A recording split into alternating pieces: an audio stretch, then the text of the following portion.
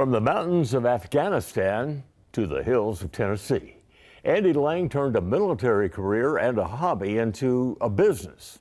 After nearly 3 decades as a Green Beret, well, he decided to open up Leatherwood Distillery in Clarksville. Tammi Arender has the story.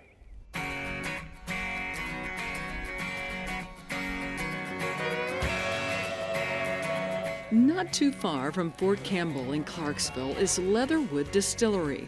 Fort Campbell was a second home for former Green Beret Andrew Lang, an owner of Leatherwood.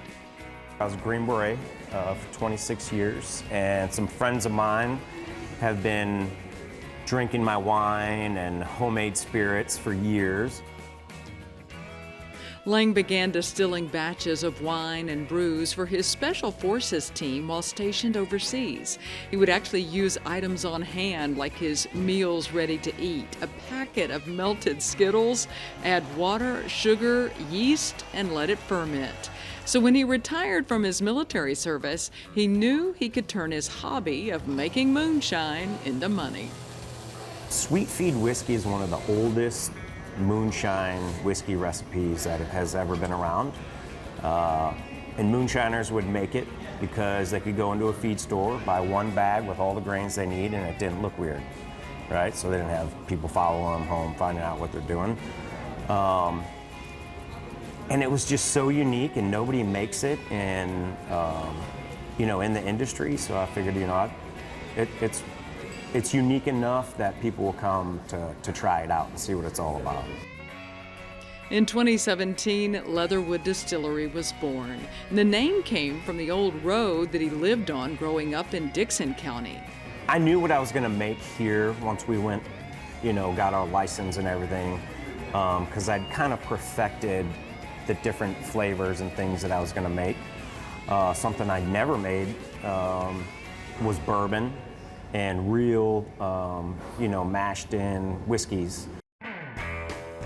Lang became the master distiller, but he knew he needed help. So he posted an ad and this vet popped up, Brian Lefon. First one I looked at was his on the veteran side, and it said infantry, 26 years. I said, let me call this guy. So I called him, I was like, what are you doing? He's like, nothing. I said, come on down, let's talk. And we just hit it off and hired him right off the bat. I kind of fell into it. And so I was working an IT job, and I was looking for something different. And after a quick job search, I found this position open, interviewed for it, and got it the same day. Lefon was a Marine, and after his service, he was working in the corporate IT field. He had never made a batch of liquor, but he was eager to learn, and Lang was excited to have another veteran on board.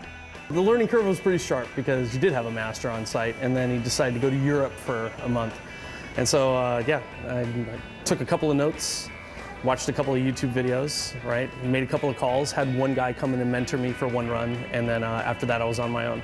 Lefon's fondness for trying and learning new things paid off.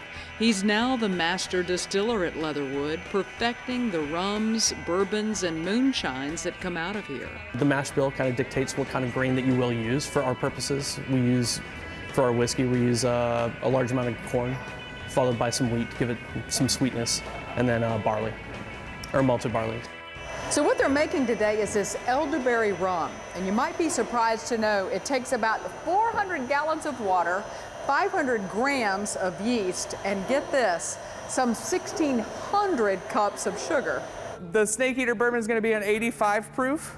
When looking for libations at Leatherwood, you'll find a unique assortment. Yes, it's rums and whiskeys, but each with a flavor profile not found at most drinking establishments. I like to call it redneck science. There's a lot of science involved with it, but it's just really trial and error, trying things. Some of it works, some of it doesn't. While you're sampling those shots of liquid courage, you can take in all of the military memorabilia. The walls are lined with snapshots of Lang's days with special ops. There's also a memorial flag for those who are no longer with us. As you see the flag over here, those are pictures of all the guys that have died since Vietnam from 5th Special Forces Group. So it's our memorial flag. And all those pictures, you can take them down, put them on your table. So guys come in, that knew one of them, they'll put the picture on the table and hang out. It's kind of like hanging out with them. It's a chance to make memories and remember those who've sacrificed for our country. Some people, I wouldn't say are afraid, but they're like, oh, that's a veteran's place, or it's not. It's great to see people that aren't veterans that really get to know some veterans, hang out with them, spend time with them, get to hear their stories. I think that's pretty big for other people too.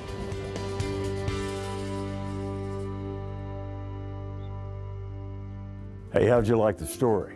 We'd love to hear from you in the comments. If you enjoyed it, we have a lot more where that came from. Here's one you might like. And please click here to subscribe so you'll know when we premiere new videos. Thanks for watching.